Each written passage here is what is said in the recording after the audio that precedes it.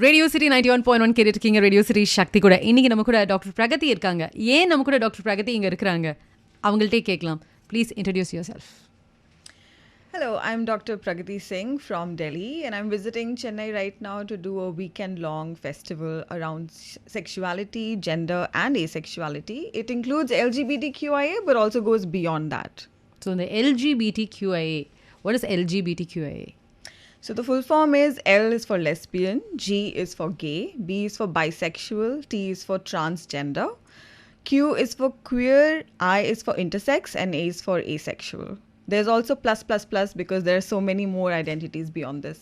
Okay. So what is the major struggle actually faced with LGBT group itself?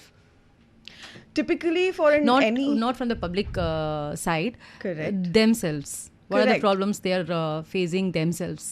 Yeah, so the challenges that any one identity faces from the spectrum can be very different from the challenges that another identity faces. There's no one set of challenges, but there is some common denominator which is like on the lines of first being able to accept your own identity when you're growing up. Because we don't get to see it outside so much. We get to hear that anything apart from being straight is abnormal. It takes a longer time for an LGBT person to come to terms with the fact that they're different. That is one.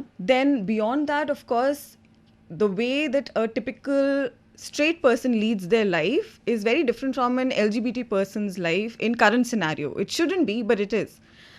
Whether it be in terms of finding a job, getting friends the way that a normal cis het person gets, getting into relationships, getting acceptance from your parents, getting married, getting legal rights, having children, adopting children. All of these are challenges at various phases of life that an LGBT person typically faces. Okay. So when it comes to transgender, we the general public, we understand like this is a hormonal problem or something. But when it comes to LGB, the other group, so is this a medical problem or medical term, a medical problem, or is it their choice?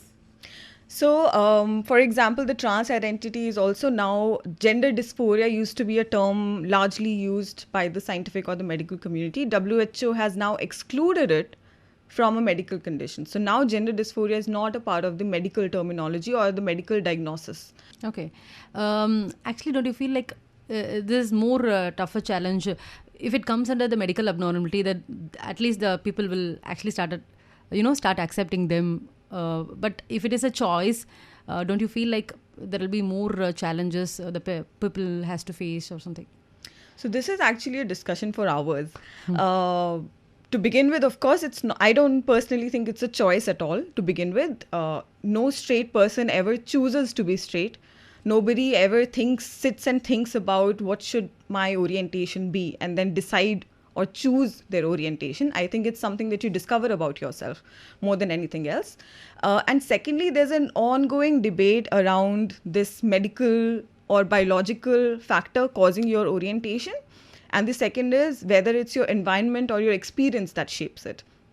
I personally still sit on the fence on this.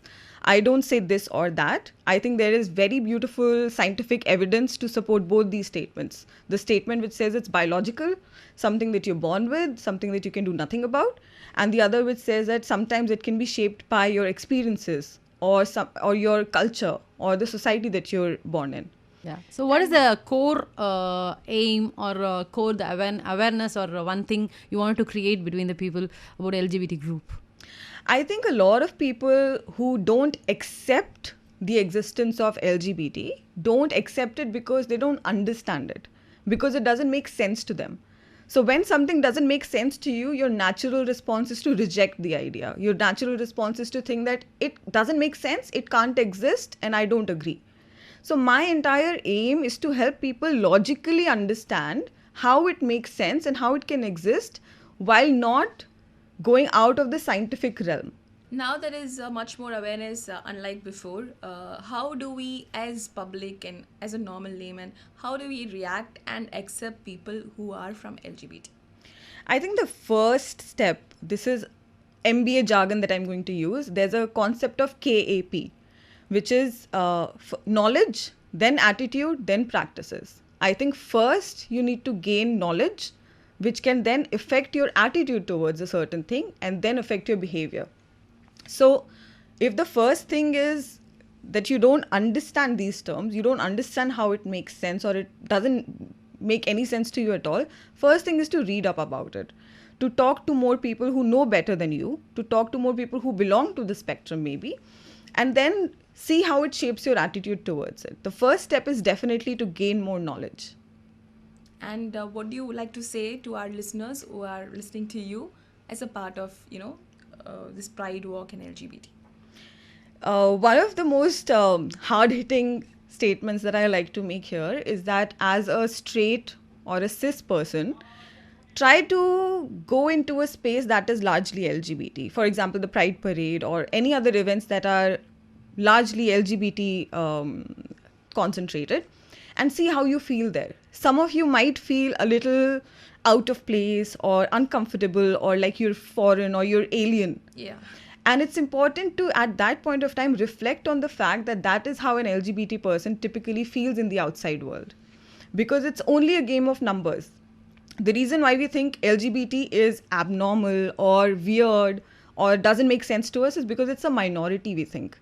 But as soon as you reverse this ratio, and when you become a minority in an LGBT space, you realize that this is the experience that a person of the community has on a day-to-day basis for their entire life. Thank you. Thank you. Yeah.